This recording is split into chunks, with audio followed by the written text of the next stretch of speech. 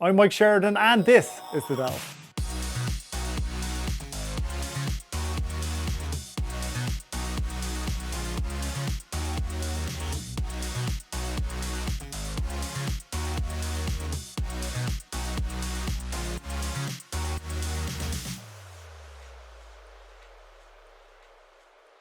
Hey, you're very welcome to The Delve with me, Mike Sheridan, brought to you by Spotlight Oral Care. If you use the code DELVE25, you'll get 25% off everything on site. So you're very welcome back. I say that because we took a mid-season break of sorts. If you've watched a few episodes of the show already this season, you will notice the backdrops have changed occasionally as the season has gone on. So we've just moved into a new space here, hence that 5-6 week gap between episodes, but hoping to end the season strong.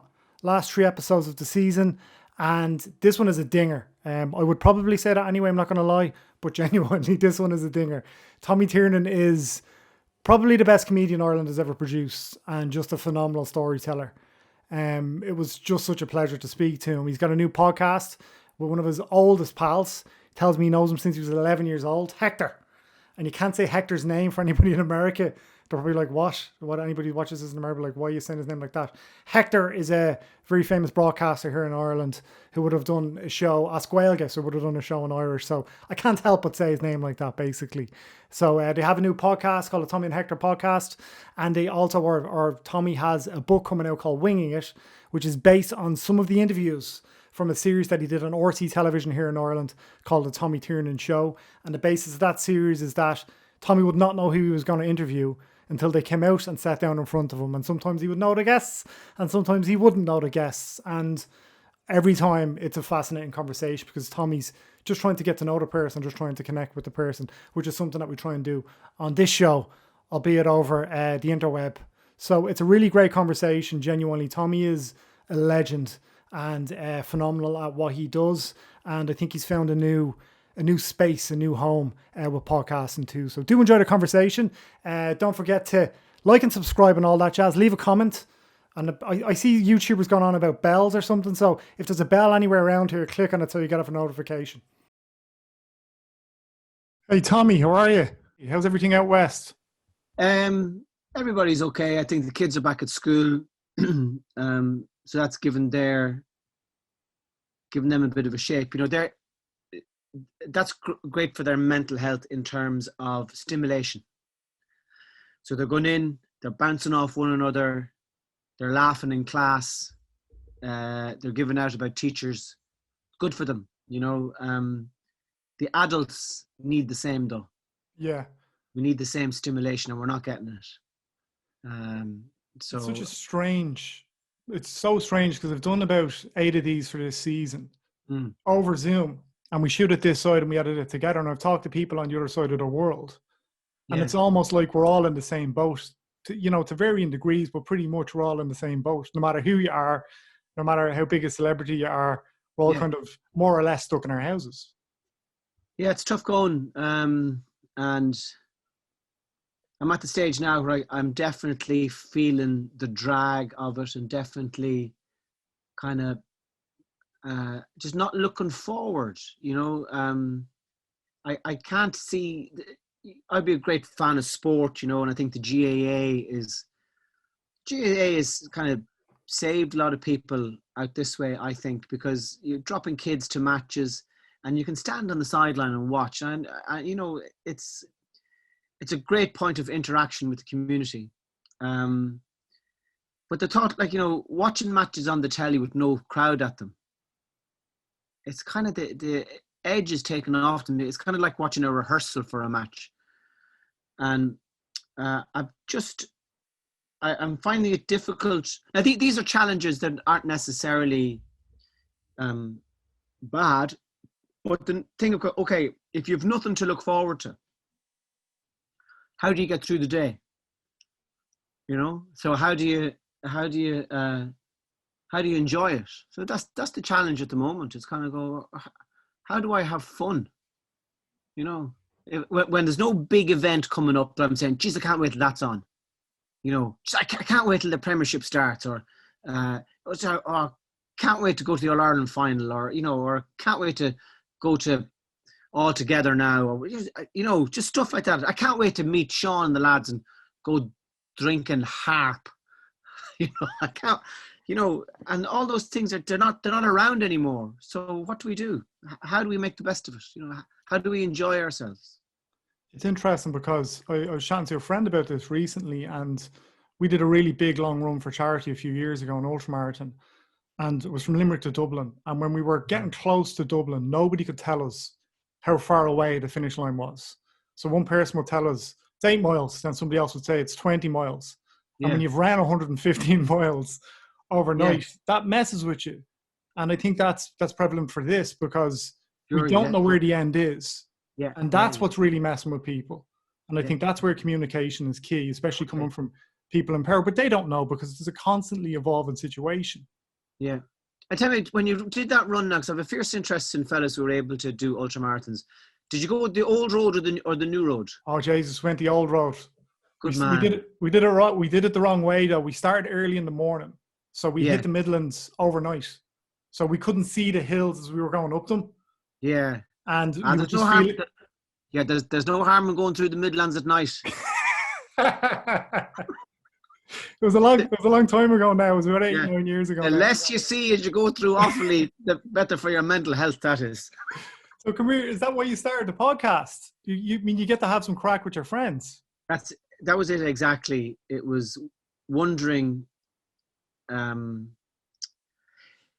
notion of, I was just very struck by people who would talk about different things they did in their career that was a good laugh, So, you can do things in your career that are very successful, but that doesn't always mean that you have fun doing them. Success is a different type of enjoyment. So I said to myself, okay, irrespective of how popular this is, I want to have fun doing something. I just want to really enjoy something. So I was kind of looking back on all the stuff that I'd done, and I was thinking, I laugh so much when I talk to Hector. I mean, I've known Hector since I was 11 years of age, sitting beside one another in first year in St. Patrick's Classical School in Navan. And we've always just laughed. We'd like laughing, the tenser the situation. Like, so, it wouldn't be great to go to funerals together now, or if the headmaster walked into the classroom, So that was just really clear to me that's what I would enjoy doing. And with Laurita Blewitt is a woman that we worked with on iRadio, and it was the same with her. I was saying I'd love to get the three of us together and to do something. And we threw the idea out at a few radio stations, but they were so slow in coming back, and we just said let's just do a podcast and go for it. So I have a little shed down the bottom of the garden, which is where we are now, and bought a few microphones, a mixing desk, and a Zoom recorder, and off we go. So and I love it. It's very funny. I just love doing it. So you're almost built for a platform. You're almost built for podcasting and how loose it is and how conversational it is. I fell down the rabbit hole of watching some of your old YouTube clips last night, or somebody did some stand-up last night, and I'm like, how is it taking Tommy this long to do it? I know some of the old shows have gone out as podcasts, but to do an original podcast, because it's perfect for you. Well, the thing is, if it was just me talking to a microphone, it would die a death, because that's like doing stand-up in a room where no one's turned up. What you need is the audience there to communicate to. Now, if I was doing a podcast by myself, I'd need to get the family down to pretend to be the worldwide audience, or I need someone to communicate to. So with the podcast, I'm talking with. I don't think the podcast would work if we did it in front of a crowd, because the way we're doing it at the moment was we're trying to make each other laugh. And a crowd would kind of distort that balance, and it would probably ruin it, I think. So no, I'm very happy, and I'm very, very happy to be doing it, and it's very independent. No one tells us what to say, what we can't say. So yeah, it's very, very freeing like that. But the great thing about the curse of the podcast is the uninterrupted waffle. And how many podcasts have we listened to where a fella is just talking about, you know, the way the laces on his shoes are hanging to the left, and it's 45 minutes later, so just at least move on to the other foot, will you? You know.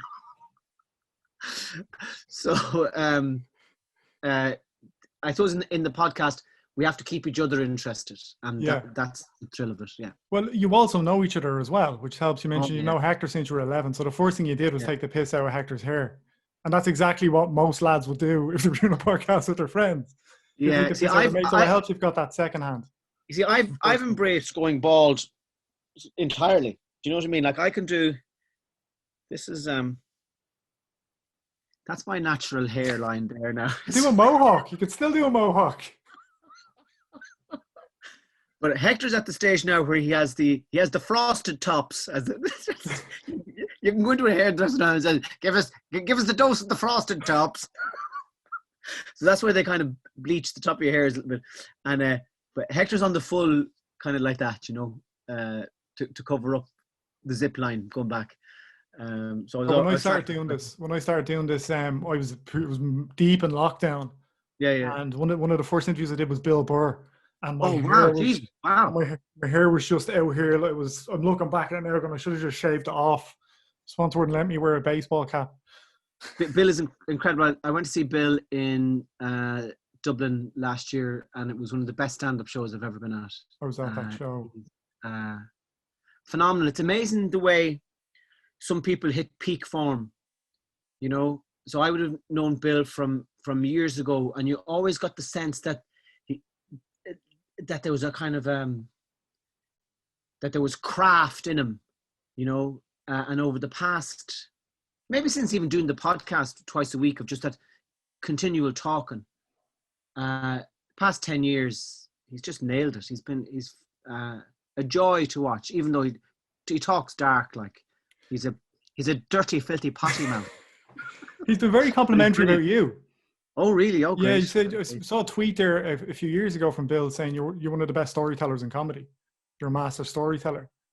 Oh, well, that's very, very kind of him. Yeah, it's great to get that kind of slap in the back from people you respect, you know. Doesn't last long, though. You feel good for a minute, and then you feel guilty about feeling good, and then you feel resentful. Then you feel resentful that someone else is talking about you and putting pressure on you. It's funny, comedians are like that. It's like they can't take compliments. You know, they want the compliments, but they can't take the compliments. That's something I found in interviewing comedians over the years. Yeah. The compliment is something that should be put in a box and just left at your front door. Don't ring the door, and just leave the compliment there. I'll get it in my own good time. Thank you. And do you miss the stand-up? No, I don't miss stand-up, and I feel half concerned that I mightn't want to do it again. I have to pay the mortgage and stuff, but I don't. I worked so hard for 20 years, 25 years, like relentlessly. You know, I was like Joe Biden. I worked 4 nights a week. I was out there trying to convince people to let me run the world. And I worked very hard, you know, and I used to fantasize about having a break of about 6 months or so. And now that I've gotten it, I just feel as if that part of my personality that is able to do stand-up, I can't find it. He's left the building. So I don't know. I mean, in a sense, we mightn't get back gigging for another 8 months anyway, you know, maybe more. But at this particular moment in time, I don't really feel I have the desire to talk, and I have the desire to communicate, and I have the desire to make my friends laugh and to say funny things and to think of funny stuff. I started writing a novel. I started writing a play, all comedy stuff, you know. And but the idea of being able to stand up in front of a crowd, because that kind of distorts your personality a little bit, you know. Sometimes there can be a gap between who you are 23 hours of the day and who you are for the hour on stage. And if that gap gets too big, or if you're uncomfortable with that gap, that asks interesting questions of you. You know, when you're down in your shed writing, there isn't really, you're accessing a part of your brain. You know, this play that I wrote, I don't think it'll ever be staged. It's about a couple who have a half man, half bull living underneath them. And he drinks menstrual blood. And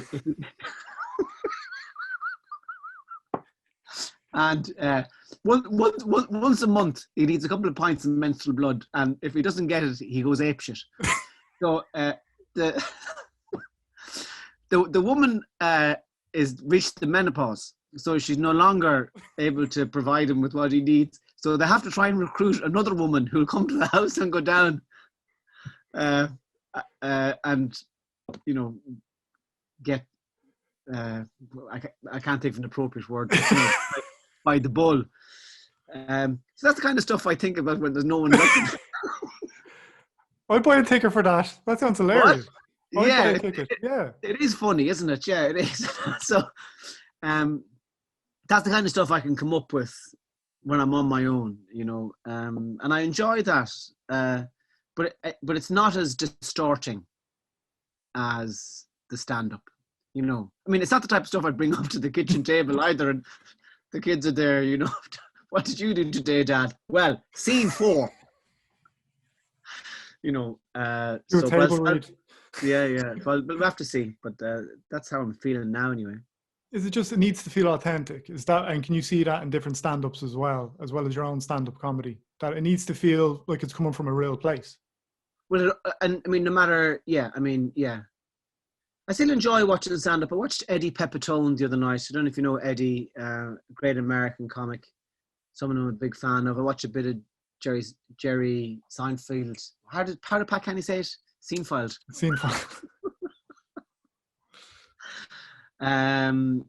So I watched a bit of his stuff recently. So I still enjoy stand-up. I still enjoy watching it. I always have an ear out for what Frankie Boyle is saying. But that thing of being authentic, yeah, you know, and that you change. Physically, I'm not the same person I was 25 years ago. Every cell in my body has changed, in all our bodies. I think say every 7 years, from tip to toe, your body is completely different. So maybe I'm just not capable of the type of stand-up that I used to be doing, which is kind of loud, frenetic, and so maybe there's a style change coming up. You know, I'll have to try and download a documentary on Cat Stevens. Remember, he changed his name to Yusuf, and maybe I'll do something like that. You know, but it's a definitely very challenging time, and you know, but I'm still a fan of stand-up. Hey guys, sorry to interrupt the show. I just wanted to briefly tell you about our sponsor for this season of The Delve, Spotlight Oral Care, which is an Irish company founded by 2 Irish dentists. They're a sustainable company, they're an ethical company. So, long story short about me and my teeth, I had my teeth straightened a couple of years ago. It made me hyper aware of oral care in general. Spotlight Oral Care really recognise that and do products specific for people. So I've been using their men's teeth whitening strips for a couple of weeks now. I've found it fantastic. I've also been using, which is the crown and the jewel for me, the Sonic toothbrush, which is just a phenomenal product. It's got 3 different settings. It's got a 2-minute timer, so you're cleaning your teeth for 2 minutes. I'm using their sensitive toothpaste, and you're cleaning your teeth for 2 minutes, and it just switches off. You're like, okay, I've brushed my teeth for the sufficient amount of time. They've also given us a discount code of DELVE25. So if you use the code DELVE25, you'll get 25% off any Spotlight oral care products on their site. Back to the show. I think a lot of comedians find popularity, and I say a lot, I mean a number of comedians find popularity by being almost populist and doing what is popular, as opposed to being authentic. Because you and Dave Chappelle have both said something very similar. Chappelle said it in one of his last 2 or 3 specials, where he said, the comedians, there's a lot of young comedians at the back there now, you have an obligation to be reckless. You have to push the boundaries.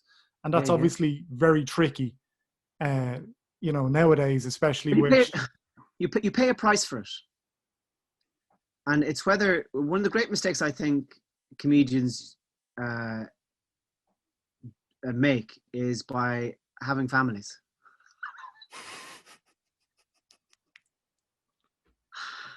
To be a proper comic voice, you need to be an outlaw.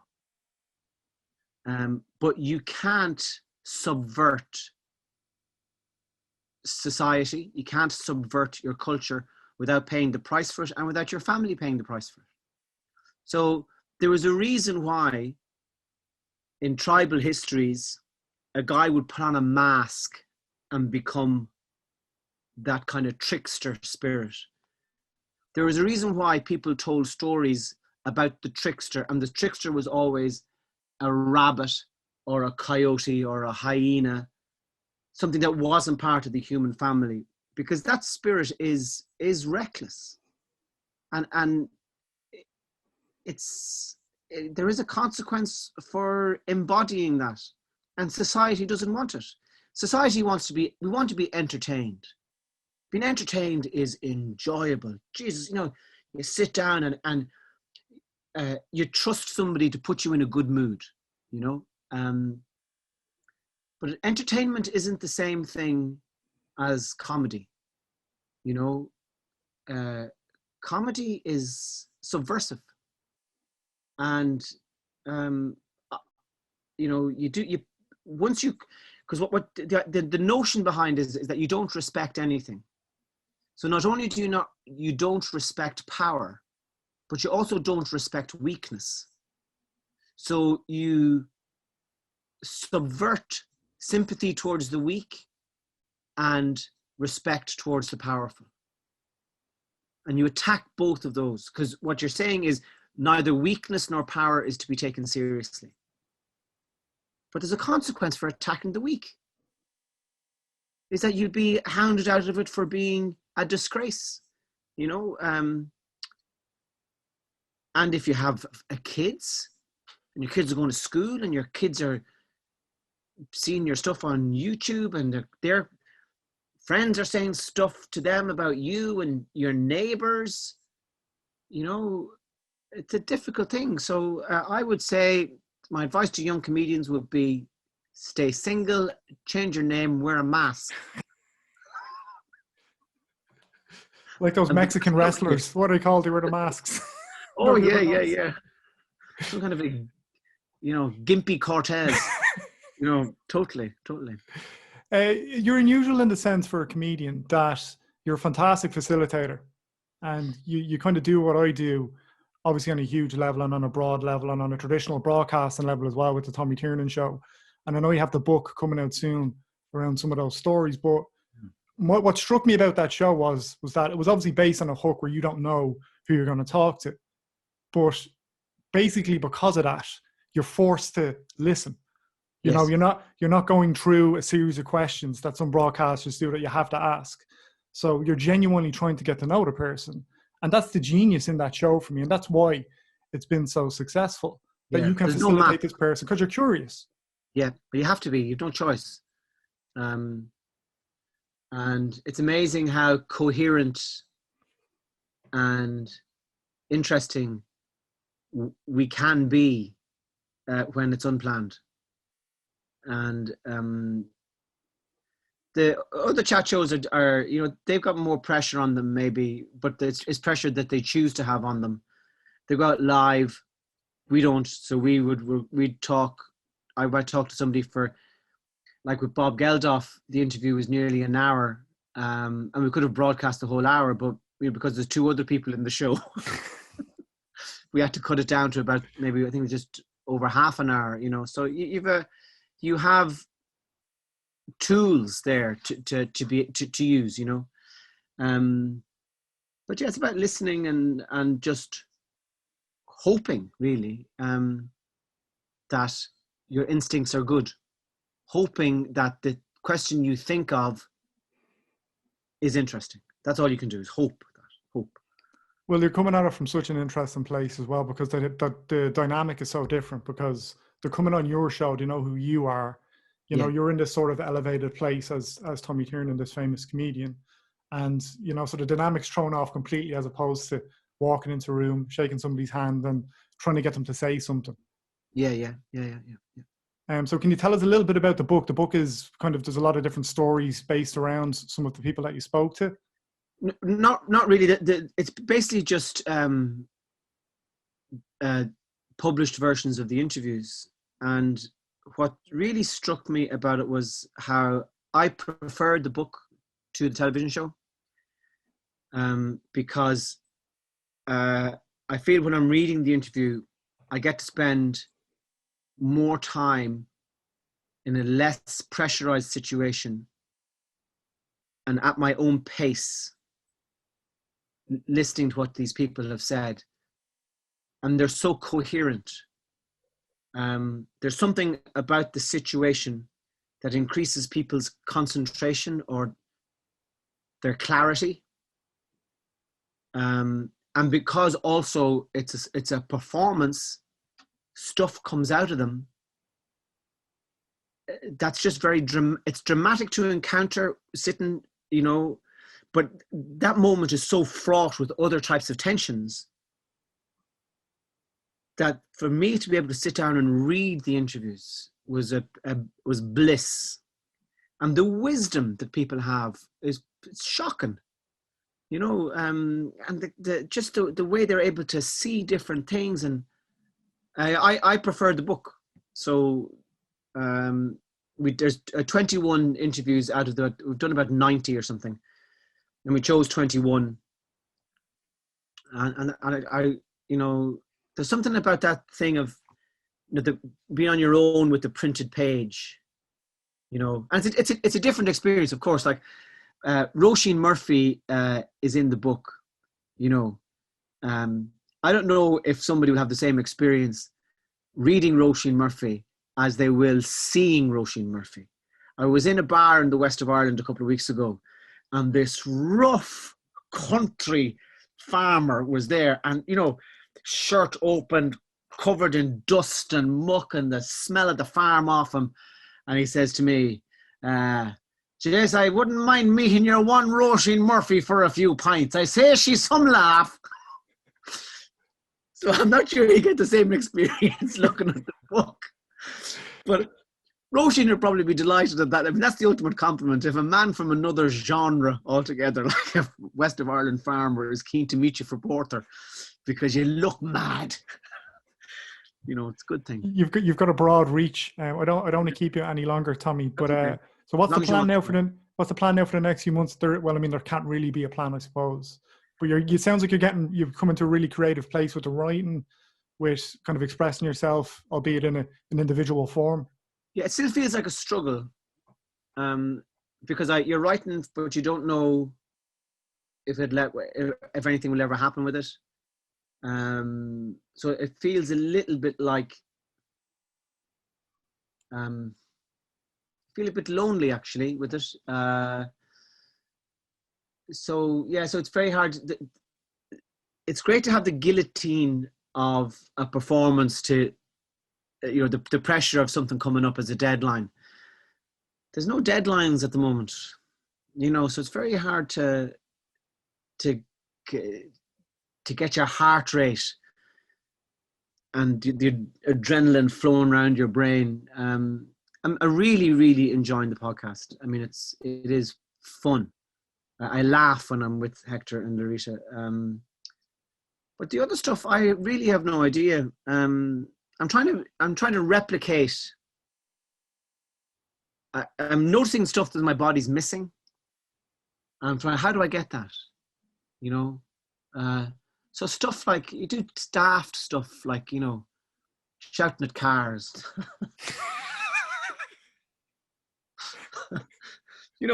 Just going down to the main road near the house. Assholes! You're all assholes! And then just doing that for an hour. Imagine somebody driving on the motorway near Galway and just seeing, is that Tommy Tiernan screaming arseholes at us? Shouting arseholes at lorries. It's like shit. Bill Murray's supposed to do stuff like that, isn't he? Randomly turn up and then be like, nobody's ever going to believe you. Turn up to house parties and stuff. Well, Tommy, look, I really appreciate the time. It was lovely to chat to you. And the podcast is fantastic, and I'm looking forward to the book. Thank you. God bless. Thank you very much. Thanks so much, Tommy. Take care of yourself.